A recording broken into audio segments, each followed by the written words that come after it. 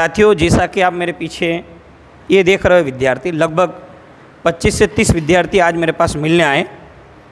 ये वो लोग हैं ना जिनके हाथ है ना जिनके पैर है। भगवान ने खुद इनको ऐसा करके भेजा है इस धरती पर, और इस धरती पर इसलिए भेजा कि चलो कोई तो होगा जो इनकी मदद करेगा। पर आज के समय में सरकारों को देखकर ऐसा नहीं लगता है कि कोई भी विकलांग की बातों को सुनेगा। मैं एक शिक्षक हूँ और ये विद्यार्थी मेरे पास बड़ी उम्मीद के साथ आते हैं, रोज़ 2-4 आते हैं। आज सोमवार था तो इन्होंने डिसाइड किया कल संडे को कि हम सर के पास मिलने जाते हैं कि हमारी भी सुनवाई हो। अभी जैसे एक आरईओ का जो एग्ज़ाम हुआ था पुराना, उसमें क्या हुआ था मैं आपको बता रहा हूँ कि ये जो विद्यार्थी देख रहे हो इनकी कोई जाति नहीं होती है। क्यों नहीं होती है मैं आपको बता रहा हूँ। अगर आप आदिवासी हो, एसटी से हो, एससी से, ओबीसी हो, किसी भी जाति से हो, और अगर आप दिव्यांग पैदा होते हो तो आपकी कोई जाति नहीं होती है। आपको अगर कॉम्पिटिटिव एग्ज़ाम देते हो तो आपको फाइट करना पड़ेगा वहाँ पर सीधे और सीधे जनरल से।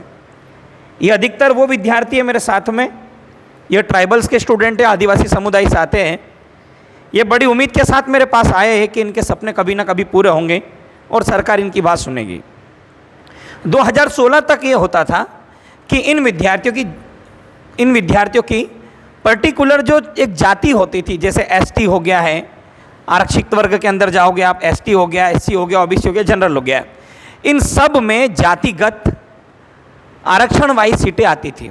पर 2016 के बाद से इनके कोटे को ओपन कर दिया गया, और ओपन करने के बाद ये कहा गया कि आप जो दिव्यांग पैदा हुए हो ये आपकी गलती है। आप लोग अगर पोलियो का इलाज नहीं करवा पाए बचपन में, वो आपकी गलती है और उस गलती का खामियाजा अब आपको भुगतना पड़ेगा। तो सरकार की मंशा ये लगती है कि इन विद्यार्थियों को खुला मैदान में छोड़ दिया गया है कि अगर आप उच्च कैटेगरी के लोगों की अगर बराबरी कर लेते हो तो ठीक है, अन्यथा किसी चौराहे पर एक तिरपाल बिछाना और वहाँ पर एक थोड़ा थैला डाल लेना और वहाँ पर भीख मांगने का काम करना। पर ये वो लोग हैं साथियों जो पढ़कर अपने दम पर कुछ बनना चाहते हैं और किसी के सामने हाथ नहीं फैलाना चाहते। इन विद्यार्थियों की समस्या देखोगे, कोई पैर नहीं है, कोई अपने हाथों से चलता है। एक लड़की के ना एक हाथ है ना दोनों पैर है, कुछ भी नहीं है। खाना बनाना भी अपने आप में चुनौती, एक अंगूठा और एक उंगली है उसके पास। मैं मिलाऊंगा आपको ऐसे बच्चों से भी। पढ़ने में अच्छे बच्चे हैं। कुछ बच्चों ने पीएटी क्वालिफाई किया। पीएटी क्वालिफाई करने के बाद आगरा, जबलपुर, ग्वालियर है, फिर सीहोर है, जबलपुर है, इंदौर, ऐसी जगह से अच्छे कॉलेजों से इन्होंने पढ़ाई भी की। अब हुआ ये कि जैसे आरईओ का जो एग्ज़ाम हुआ था पिछली बार, उसमें एसटी का कट ऑफ गया था 114, लड़कियों का 114 गया था। और अगर ये एसटी में है ये लड़की और इनका कट ऑफ गया था विकलांगों का, जो दिव्यांग उनका 118। तो इनका ये कहना है कि सरकार अगर हमारे साथ भेदभाव कर रही है तो हमारा विकलांगता का कोटा ही खत्म कर दे, कम से कम वो 114 नंबर लाके चयन तो हो जाता। वैसे इस बार प्री का रिजल्ट आया होगा, आप सभी लोगों ने देखा होगा कि वहाँ पर एसटी का कट ऑफ गया 130 और वहीं पे दिव्यांग विद्यार्थियों का कट ऑफ गया है कितना, 142। तो ये इन बच्चों के साथ सरासर नाइंसाफ़ी हो रही है। और इनके लिए पोस्ट भी कितनी आती है, 1, 2, 3, इससे ज़्यादा कभी कोई पोस्ट नहीं आती है। ये विद्यार्थी हमारे बीच आए हैं क्या मांग लेकर, इसको जानना ज़रूरी है। और ये जो वीडियो बना रहा हूँ मैं, इस वीडियो का उद्देश्य ये नहीं है कि मैं इनके प्रति कोई सहानुभूति रख रहा हूँ या फिर इस वीडियो के माध्यम से मैं आपसे सहानुभूति मांग रहा हूँ, ऐसा बिल्कुल भी नहीं है। इस वीडियो के माध्यम से मैं ये कहना चाहता हूँ कि मध्य प्रदेश के जितने भी विकलांग विद्यार्थी हैं उन सबसे मैं आग्रह करता हूँ कि आप इन सभी विद्यार्थियों का साथ दीजिए और 2016 में जो नियम था उस नियम को लागू करवाइए। और जहाँ पर कंप्यूटर ऑपरेटर, स्टेनोग्राफर, स्टेनोटाइपिस्ट की जो एग्ज़ाम होती है, ये लोग उस काम को भली भांति तरीके से कर सकते हैं। ऐसे लोगों को रोज़गार देना आज के समय में सख्त से सख्त ज़रूरी है। तो इसी के लिए ये बच्चे मेरे पास मिलना है बड़ी उम्मीद के साथ में। तो हम बात करते हैं, आपको पता चलेगा कि इनकी समस्या क्या है। बेटा आपका नाम क्या है, किस क्षेत्र से आप ये ज़रूर बताइएगा। मैं हंसा चौहान हूँ, मेरा नाम हंसा चौहान है और मैं खरगोन से हूँ। अपनी क्या समस्या है? मेरी समस्या ये है सर कि हम आरईओ का एग्ज़ाम दिया था, उसमें ना तो वेटिंग आई और नॉर्मल की वेटिंग 4 बार गिर चुकी है, वो 107 पे चले गई है। ऐसे रिजल्ट तो शुरू में आया है 114 पे गया है, लेकिन वेटिंग गिरी 3-4 बार हो गई तो 7 पे गया है लास्ट में। अभी तक 22 तारीख को आया उसका भी। तो मैं ये चाहती हूँ कि हमारी भी वेटिंग दे और कैटेगरी से भी हमारे नंबर आए तो हम कैटेगरी से भी हम उठा सकते हैं। जैसे मैं एसटी से हूँ तो मैं एसटी से भी सीट उठा सकती हूँ, लेकिन हमको कोई सीट नहीं मिलती एसटी की। क्यों नहीं मिलती आपको सीट? क्योंकि हम एलडी में हैं तो उसी की लो, उसमें तो हमको जीरो कर देते तो हम कहाँ से उठाए और किसको बोले हम और कहाँ। ये तो आप हो जो हमारी हेल्प करें, आपकी बहुत बहुत धन्यवाद है सर। हमको ना तो घर से अभी आज तो हमारे माँ बाप है तो हमको दे रहे पैसे, कल भाभी और भाई आ गए तो वो क्या देंगे हमको पैसे? कोई नहीं देगा हमको। ना हम काम कर सकते खेत में, दिन भर नहीं कर सकते सर हम, और ना ज़्यादा हम चल पाते हैं। तो ये आपने कभी इस लड़की की बात सुनी है? और भी यहाँ पे हमारे बीच में बहनें हैं, आप में से कोई कुछ बोलना चाहेगा बेटा? आप कुछ कहना चाहोगे सरकार से? सर मैंने भी वर्ग 3 की एग्ज़ाम दी थी, मैंने 74 नंबर आए थे, लेकिन नॉर्मलाइजेशन में 76 का कर दिए। तो हमारा कोटा कहाँ पे आएगा सर? दिव्यांग कोटा को तो हमको भी लेना चाहिए, 35% में तो हम भी पास है सर। इस लड़की के वर्ग 3 में 76 नंबर है, 76। नॉर्मलाइजेशन के बाद 76 हो गए ना? ठीक है। तो ये वो बच्चे हैं जो लगभग एक आधे नंबर से रहे हैं और ये एग्ज़ाम से बाहर हो गए। अब इनको टीचर जैसी पोस्ट भी नहीं दी जा रही है। क्यों? क्योंकि इनको फ़ाइट करना पड़ेगा कहाँ से? जनरल से। तो ये काफ़ी गलत चीज़ें हो रही है। और भी यहाँ पे जानते हैं, ये एक लड़की है जिसका आपने वीडियो शायद देखा होगा पुराना। ये लड़की पॉलिटिकल साइंस से नेट क्वालिफाई है, वर्ग 1 भी क्वालिफाई थी, पर नॉर्मलाइजेशन में नंबर कम हो गए तो उस वजह से ये बाहर हो गई है। पढ़ने में ब्रिलियंट है, पीएससी की तैयारी भी कर रही है, वो भी दे रही है। पर दुर्भाग्य ये है कि इनकी कैटेगरी से ज़्यादा नंबर है, पर जो दिव्यांग वाला जो है कट ऑफ वो नहीं निकाल पा रहे हैं, उसमें बड़ी समस्या आ रही है। तो क्या नाम है बेटा अपना? मेरा नाम पूजा सोलंकी है। मैं अभी असिस्टेंट प्रोफेसर की तैयारी कर रही हूँ। और जैसे कि मैंने वर्ग 1 की एग्ज़ाम दी थी अभी, तो उसमें मेरे 76 नंबर आए थे। उसमें 76 नॉर्मलाइजेशन के आधार पे मेरे 73 नंबर कर दिए गए, जो कि हमारे साथ विकलांगों के साथ बहुत बड़ा अन्याय हो रहा है। और लोग कहते हैं कि तुमको तो बहुत जल्दी नौकरी मिल जाती है, लेकिन हमको पता है कि हमको कैसे कैसे मेहनत करना पड़ रहा है। हमारे साथ मध्य प्रदेश शासन के द्वारा बहुत ही बड़ा अन्याय कर रही, जो कि अभी लाडली बहन में लाडली बहन को 1000 रुपये मिल रहे हैं, और हमको जो कि हमारा अधिकार है 600 रुपये मिलते हैं। 600 रुपये और 400 रुपये 600 रुपये काट के 400 रुपये डाले जा रहे हैं शासन के द्वारा, जो कि हमारे महिलाओं के साथ अन्याय हो रहा है। 1400, हालांकि 1400 देना चाहिए, लेकिन 600 रुपये तो हमारा भत्ता दे रहे हैं और 400 रुपये मामा जी के तरफ से लाडली बहन के पैसे दे रहे हैं। तो इनका ये कहना है कि जो लाडली बहना योजना है वो विकलांग महिलाओं के लिए नहीं है। कैसे नहीं है, थोड़ा समझना ध्यान से। 600 रुपये इनको विकलांगता का भत्ता मिलता है कि ये दिव्यांग है उसका, पर सरकार ने 1000 रुपये का कहा है, अलग से 1000 रुपये मिलना थे। पर इनको ये कहना नहीं बोले कि जो आपको 600 रुपये मिल रहे हैं उसमें ये 400 रुपये जोड़ के दे रहे हैं, मतलब कुल मिला के इनके भी कितने हो जाए, 1000 रुपये हो जाए। यही बात है ना? 1600 हो जाए सर। हाँ, अगर वो जोड़, अगर मान लो कि इनको अगर 1000 रुपये दे तो इनको मिल सकते 1600 रुपये। बल्कि ऐसा इनके साथ में नहीं हो रहा, इनको 400 रुपये अलग से दिए जा रहे हैं कि आपको भी हम इसके अंदर शामिल कर रहे हो। तो वो 400 रुपये लेना चाहोगे? नहीं, 400 नहीं लेना चाहते, हमको तो 1600 रुपये मिलना चाहिए। वो भी 400 रुपये नहीं चाहिए हमको, 1600 रुपये दिया जाए। और हैंडीकैप को विकलांग भत्ता जो हमको 600 रुपये मिलते हैं, वो तो जो कि हमको 3000 मिलना चाहिए। और वर्ग 3 वर्ग 1 शिक्षक पात्रता परीक्षा में हमको 1.5 नंबर से बाहर कर दिया जा रहा है, जो कि हम सामान्य लोगों के बराबर नंबर ला रहे हैं, फिर भी हमको बाहर कर दिया जा रहा है, जो कि हमारे साथ बहुत बड़ा अन्याय हो रहा है।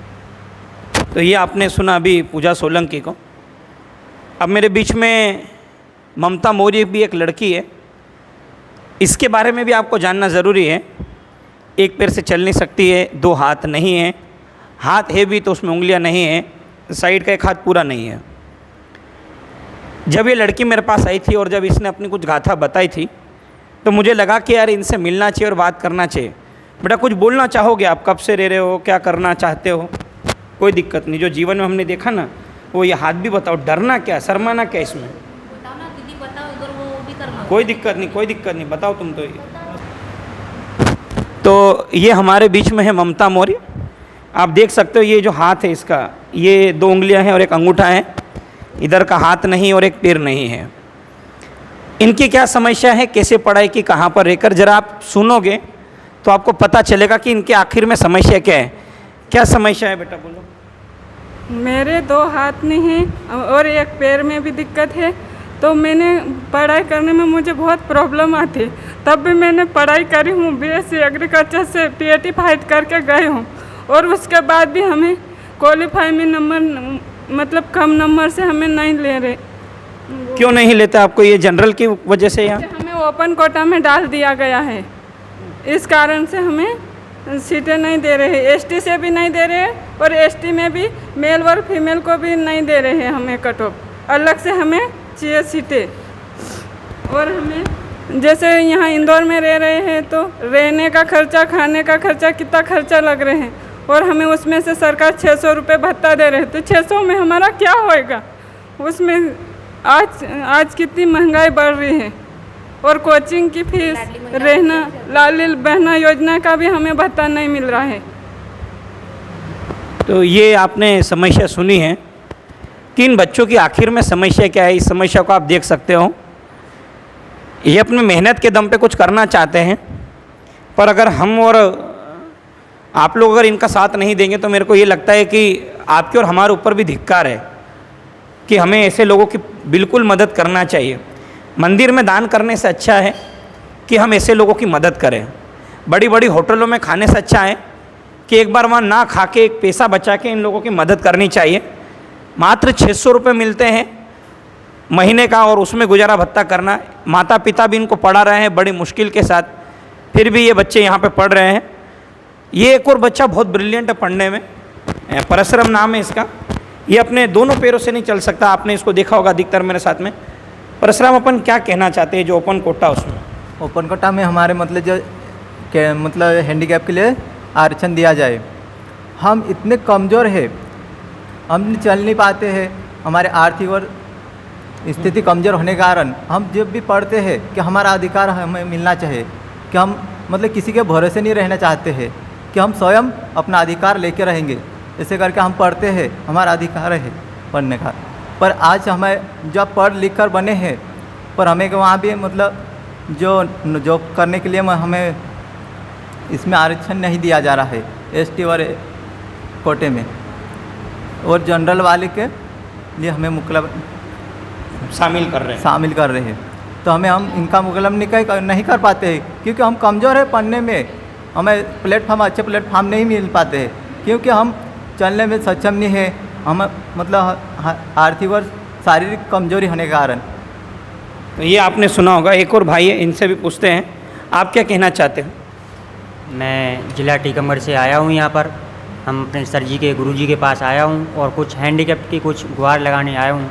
हम लोगों ने एग्रीकल्चर का कृषि विस्तार अधिकारी का एक एग्ज़ाम दिया था। उसमें हम लोगों की टोटल 112 पोस्ट हैं जो अलग अलग कैटेगरी में डिवाइस की गई हैं, BH, EH, MD, LD। जो LD के बच्चे हैं वो मैक्सिमम हैं, MD, BH और EH के बच्चे नहीं हैं। तो हम लोग क्या होता है MD, BH, EH थोड़ा बता दो आप, तो ये बच्चे समझ। ये MD होता है मल्टीपल डिसेबिलिटी, BH होता है विजुअली हैंडीकैप्ड, और EH होता है जो कान से होता है ईयर हैंडीकैप्ड। ठीक है सर। तो मुरैना वाले सब कान से, तो सब तुम्हारी पोस्ट लेंगे। तो हम लोगों की वही पोस्ट ले रहे हैं, तो ये लोग फर्जीवाड़ा कर रहे हैं। ठीक है सर। तो हम लोगों का कहना ये है कि अगर ये लोग फर्जीवाड़ा की जांच की जाए, और जो बच्चे नहीं मिल रहे हैं उन लोगों को, जो मल्टीपल डिसेबिलिटी के बच्चे ज़्यादा हैं, जो हाथ और पैर से ज़्यादा हैं, जिनके माता पिता किसी ना किसी वजह से इनको मेहनत करके 200 रुपये 300 रुपये की मजदूरी करके पढ़ा रहे हैं, तो वो आखिरकार पढ़ सकें। जो जैसे हमारे बहनों ने बताया है कि किसी का पैर नहीं है, किसी के हाथ ही नहीं है, लेकिन फिर भी मजबूरन किसी से उधार लेके, किसी से कुछ पैसे लेके पढ़ा रहे हैं कि चलो भैया हमारा आज के समय बेटा पढ़ जाएगा। तो हम अगर नहीं दे पाएंगे उसको कुछ, तो अपने आप को कर सके, उसकी शादी संबंध जो भी है हो सके, जिससे अपने परिवार का गुजारा कर सके, माता पिता का भी थोड़ा बहुत हेल्प कर सके। लेकिन ये सरकार नहीं चाह रही है। अब आप देख रहे हैं, मेरी एक बहन ने भी बताया है कि जो लाडली बहना योजना का जो 1000 रुपये भत्ता मिलना चाहिए वो 400 रुपये दे रहे हैं। 600 रुपये उसको हैंडीकैप्ट का जो पेंशन मिलती है पर मंथ, वो भी उसमें ऐड कर रहे हैं, वरना टोटल 1600 रुपये मिलना चाहिए। वैसे सरकार 1000 रुपये दे रही है। ये बहुत अति कर रहे हैं।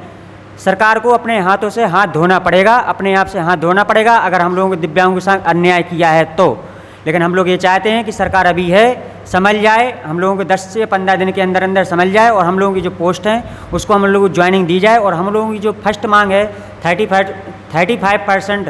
5% मार्क्स से हम लोगों को मिनिमम क्वालिफाई होना चाहिए, जिससे हम लोगों को RU कृषि विस्तार अधिकारी में हम लोग जॉब ले सकें। और हमारी जो कैटेगरी है उसको अलग अलग कैटेगरी में डिवाइड की जाए, मेल एंड फीमेल में, ठीक है। और जो कैटेगरी है उनको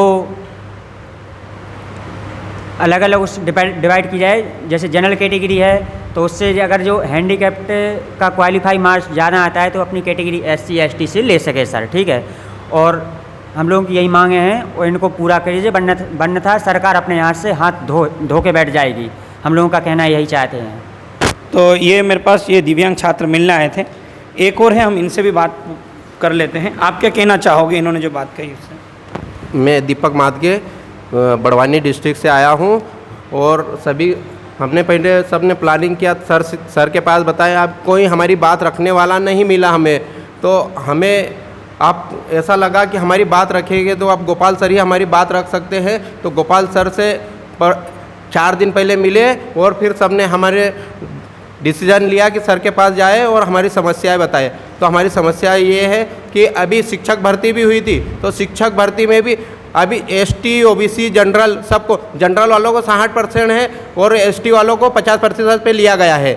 लेकिन दिव्यांग है, दिव्यांग सभी को समान रखा है, उसमें कोई कोटा नहीं दिया गया है, दिव्यांग को सभी को समान रखा है। तो क्यों नहीं दिव्यांग, क्या दिव्यांग जनरल वालों को अलग से दिया गया है कोटा, तो दिव्यांग में कोटा क्यों नहीं दिया गया? नहीं तो जनरल वालों को भी समान कर दो तो सबको समान कर देंगे, तो हम दिव्यांग भी, हमको भी समस्या नहीं है। लेकिन हमको अलग क्यों रखा गया? हमको भी सभी को जातिवाद किया जाए, जातिवार किया जाए और जातिवार के साथ साथ हमें परीक्षा में, क्योंकि सभी को ST को 50% पे क्वालिफाइड किया जा रहा है, तो हम दिव्यांग है, दिव्यांगों को भी 40% मार्क्स प्रतिशत पर क्वालिफाइड किया जाए 35, और हमें कोई सी भी नौकरी में कई समस्या नहीं आए। इसलिए क्योंकि हम अब शिक्षक भर्ती RO ये सभी पोस्ट होने यही कर सकते, हम कांस्टेबल और दूसरी पोस्ट होने में तो पुलिस में नहीं, पटवारी पुलिस में नहीं, इधर फील्ड वाली में तो नहीं जा सकते। लेकिन जो हम उसके लायक है, शिक्षक बनने लायक है, RO बनने लायक है, उसमें तो हमें कोटा दिया जाए। और जो कि केंद्र सरकार के अनुसार पहले चलता था कि अलग अलग कोटा, अलग अलग सब कुछ चलता था, लेकिन 2016 के बाद ये सब समाप्त कर दिया गया सरकार के अनुसार। तो हमें वापस वही 2016 में जो चलता था केंद्र सरकार का, वही उसी अनुसार हमको कोटा दिया जाए। ठीक है, तो इनकी जो मेन मांग है ये कि इनको इनकी कैटेगरी वाइज कोटा कर दिया जाए और उनको ज्वाइनिंग दी जाए, इनका ये कहना। और इनकी क्या है, वैकेंसी बहुत कम आती है, तो ये जो कहना चाहते हैं कि जो सरकार से कि अगर कंप्यूटर ऑपरेटर और ही आती हैं ये लोग आसानी से कर सकते हैं ये काम, तो अपन चाहते हैं एक और बात ले लेते अपन। नमस्कार, मेरा नाम ताराचंद वास्कले है। कहाँ से अपन? मैं बड़वानी से हूँ सर। जैसे अभी जो पोस्ट आती है उसमें हैंडीकैप का कोटा फिक्स रहता है, 6% रहता है, उसको 1.5% में बांटा जाता है और जितनी भी पोस्ट रहती है वो ओपन में रहती है। तो हमारा ऐसा है कि उसको हर कैटेगरी में डिवाइड किया जाए ताकि ST वाले बच्चे को भी पोस्ट मिले। जनरल में रहती है तो ज़्यादातर इसमें ST वालों बच्चों का नुकसान होता है, बाकी OBC है, जनरल वाले हैं, 8-9 पोस्ट आती है तो वो सारी पोस्ट वो ले जाते हैं। इसमें हर कैटेगरी को 2-2 पोस्ट भले आए वो देना चाहिए। मतलब इनका भी यही कहना, कैटेगरी वाइज पोस्ट मिलना चाहिए। तो ये मेरे साथ में थे हमारे विकलांग और दिव्यांग भाई बंधु। नाम बदलने से कुछ नहीं होगा, विकलांग और दिव्यांग बोलने से कोई फर्क पड़ा है क्या? दिव्यांग बोलने से ऐसा तो नहीं कि ऊपर चलेगी अपन आसमान में। नाम बदलने से कुछ नहीं होता। मेरा ये मानना है इनकी मेहनत के कर्म को बदलो आप। ये जो मेहनत कर रहे हो उसका सही फ़ायदा मिलना चाहिए, मेरा ये मानना है। और मैं अब जो मेरा वीडियो देख रहे हो ये बच्चे मेरे साथ आए, इनसे यही कहना चाहता हूँ, आपका कोई साथ दे या नहीं दे मेरे को उससे फ़र्क नहीं पड़ता।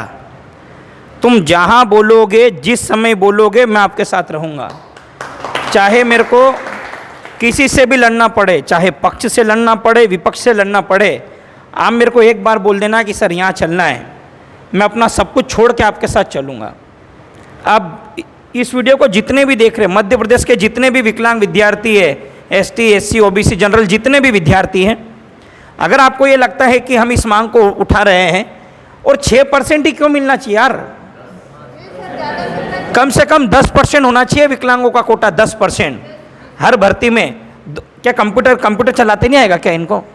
क्या और दूसरे काम नहीं आएंगे इनको? तो जहाँ पर लगता है कि कंप्यूटर वाली पोस्ट है वहाँ पर ज़्यादा नियुक्ति करो ना इनकी, ज़्यादा लो इन लोगों को। आप लोग चाहते हो कि ये रोड पे भीख मांगे, ऐसा काम थोड़ी करना है।